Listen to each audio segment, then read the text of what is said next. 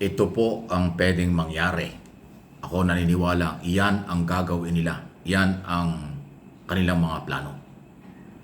Ma-impeach or hindi si Sara Duterte as Vice President. Ibig sabihin, matanggal siya o hindi as Vice President, hindi titigil ang mga Duterte followers, supporters ng mga batikos at mga isyong kanilang ginagawa against President Marcos Jr., against government sa kasalukuyan.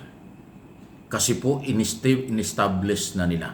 Ibig sabihin, pinagplanuhan na nila yan na ituloy-tuloy ang kanilang pagsilip sa mga isyo, pagbatikos na rin, personal man o hindi, sa kay Pangulong Marcos, sa First Lady, at kay Martin Romualdez.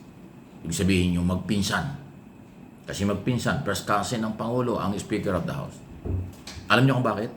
Kasi itong incoming 20 Congress, ang laki ng percentage muling babalik si Speaker bilang Speaker of the House. So tuloy ang kanilang batikos dyan kasi hindi sila naniniwala na si Speaker ay ang liderato ni Speaker. Kaya nga nagplano sila, until now nagpaplano sila, na si Pulong Duterte gawin nilang Speaker pero wala namang numbers game ang Congress. 270 na ang nagsuporta kay Speaker Romualdez. So, isa yan sa dahilan. Nagplano silang palitan si Speaker, hindi magtatagumpay, kaya tuloy ang batikos nila sa Kongreso at sa Speaker of the House. Ang Malacanang naman, siyempre ating Pangulo, mananatili yan sa natitirang 3 taon hanggang 2028. Kaya hindi titigil. Yan ang aking opinion at paniniwala. Matanggal o hindi, si Sara Duterte as Vice President, hindi naman titigil ang kailang mga supporters na batikusin ang gobyerno. Kahit pa acquittal, sabihin natin, halimbawa, hindi ko pinangunahan, halimbawa acquittal, lalong iinit, lalong maraming gagawin ang Duterte camp against Marcos administration. Tandaan nyo yan. Politiko man o hindi, lalo silang gagalaw. Kung dismissal naman, ganun pa rin. Kasi lalong lalakas ang loob nila. Dahil may kakampi silang senador. Dahil hindi nagtagumpay ang Kongreso at mga prosecutor o complainant. Kaya, asahan na natin. Hindi ko naman po kinukondisyon kayo, pero at least hindi na kayo mabibigla. Hindi titigil ang mga yan ng paninira, pagpapabagsak, o kung ano mang kanilang layunin kasi yung kanila talaga ang kanilang ginagawa. Hindi sila naniniwala sa kay Pangulong Marcos. Hindi sila naniniwala sa kakayanan at ginagawa ni Pangulong Marcos. Gusto nilang palitan para yung ilagay nila ay si Sara Duterte. Gusto nilang palitan si Pangulong Marcos dahil alam nila ang sinasabi ng saligang batas. Pag nawala ang Pangulo, ang pangalawang Pangulo, ang uupo, magte-take over. Sino yun? Si Sara Duterte yun.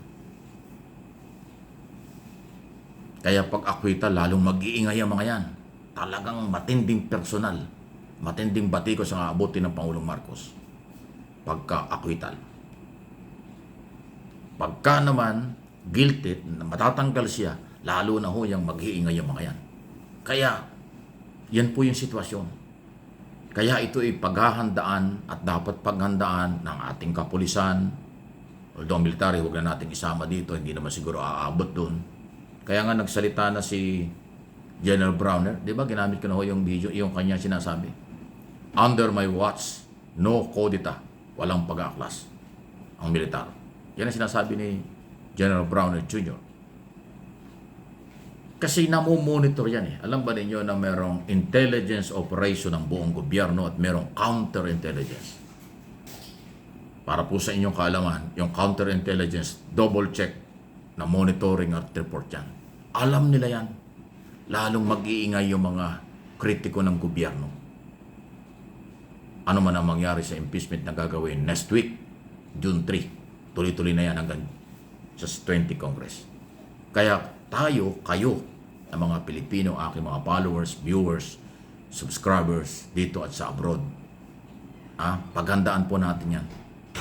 Hindi ho matatapos, hindi nila tatanggapin ang anuman. Itutuloy nila ang kanilang plano against Marcos administration. Mas titindi pa. Lalo na ngayon, meron silang ilan nakakampi sa Senado. Meron silang ilang senador na naipwesto. Lalong mas magiging maingay sila. Ayan po ang mangyayari. Tiyak na mangyayari. Sa akin pong observation at analysis, sa tagalan natin sa traditional media at dito sa ating pagiging political blogger, basang-basa naman natin ang kanilang mga galaw. Hindi susuko yung mga yan. Reconciliation niya Ayaw nilang tanggapin. Alam kung bakit ko sinabing ayaw tanggapin. Kasi nagdi-demand. Saka man nakakita ng reconciliation, may demand. Tapos pag hindi ibinigay, hindi sila makikipag-reconcile. Di ba? Pag ang reconciliation, hinaluan mo ng nagdi-demand ka, ibig sabihin, hindi ka seryoso sumali. Ba't ka magdi-demand? Dapat makiisa ka. Ganun po yun So, nireject nila ang reconciliation kasi hindi naman papayag ang Marcos administration, ang gobyerno, ng demand, ang kapalit ng reconciliation. Ano yun? Ibabargin mo ang kapayapaan? Hindi mangyayari yun. Kaya diyan sa reconciliation ng Pangulo, naka-open lang yan. Kung ayaw nila, wala namang magagawa. Kung ayaw nila, wala namang mawawala sa gobyerno. At least nag-offer na. Kung ayaw niya sumama sa reconciliation, bahala ng gobyerno kung anong gagawin. Ganun po yun. Pero hindi bibigay ang gobyerno na yung demand para tayo mag-reconciliation, malabo yun. Kasing itim yan ang sabaw ng pusit. Hindi ganun ang reconciliation.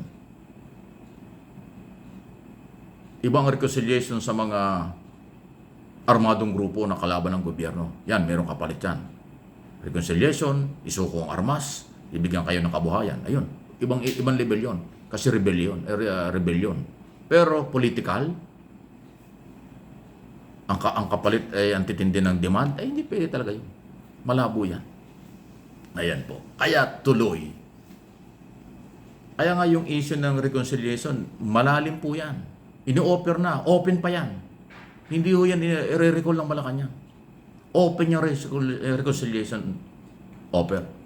Pag hindi kayo kamagat dyan, something wrong sa darating na mga araw. Ganun po yan.